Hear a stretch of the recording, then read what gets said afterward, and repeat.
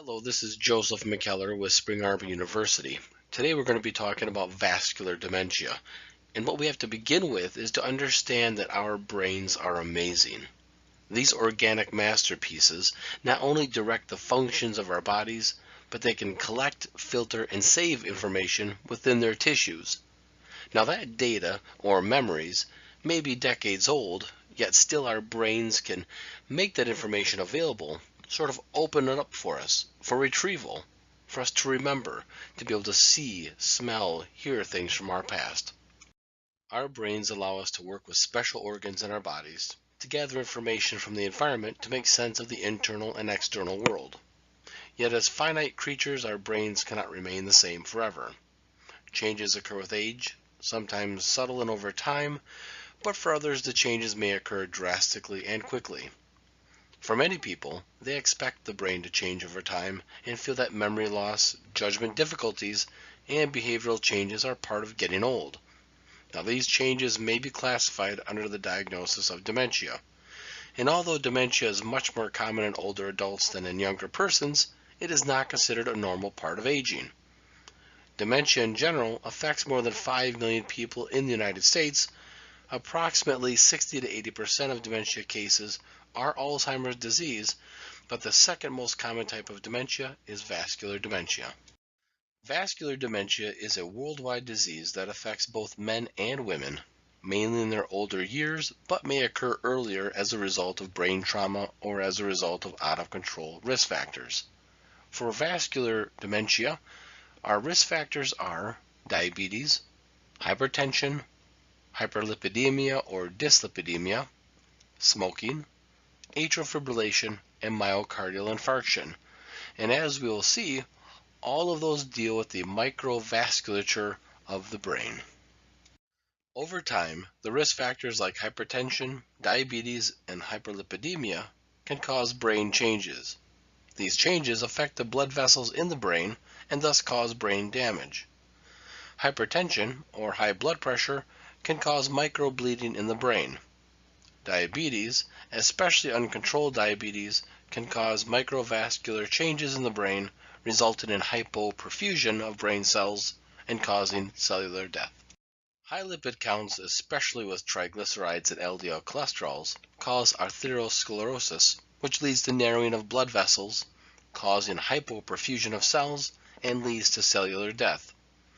Vascular lesions develop in the brain, and they may be ischemic, hemorrhagic, or a mixture of both. Those lesions destroy neurons in the brain.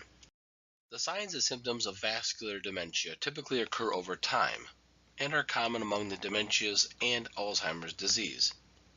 Symptoms like frequent forgetfulness, especially of recent events, difficulty with common tasks like meal preparation, forgetting common words, becoming lost in familiar places, having poor judgment and misplacing objects in unusual places like your clothes in the bathtub, and then changes in mood and or personality from what's normal for the patient, such as irritability. Continuing the clinical presentation, we also have lack of interest or involvement in life activities, as well as small stepped gait, vascular depression, and urge-type urinary continence as signs of advancing vascular dementia. All the symptoms progress at differing rates. The most common assessments for vascular dementia utilize questionnaires. Oral questionnaires like the Mini Mental Status Exam, or MMSE test, involves asking the patient a series of questions to identify and treat dementia in the early stage, before the symptoms are more apparent and when interventions tend to be more successful. The questionnaires are used during routine primary care visits to assist in recognizing possible dementia, since the patient may not be aware of behavioral or judgment changes. In Indonesia, another examination is used for memory function and has been found to improve the accuracy of the overall dementia testing. The Hopkins Verbal Learning Test measures episodic memory. 12 words are said to the patient 3 times, and then after 20 minutes, the patient is asked to recall the 12 words. There are specific diagnostic tools available to help in differentiation of the dementias. Biofluid protein biomarkers have been found to help in the diagnosis of vascular dementia. An elevated CSF serum albumin ratio, for example, has been described in vascular dementia, as well as circulating inflammatory markers such as C-reactive protein and IL-6 are increased in vascular dementia patients compared to both Alzheimer's disease and healthy patients. There are many more other biomarkers being trialed for efficacy in diagnosing vascular dementia. The cases of dementia are not negligible. The number of demented elderly people is expected to increase up to 70% until 2040 in the world.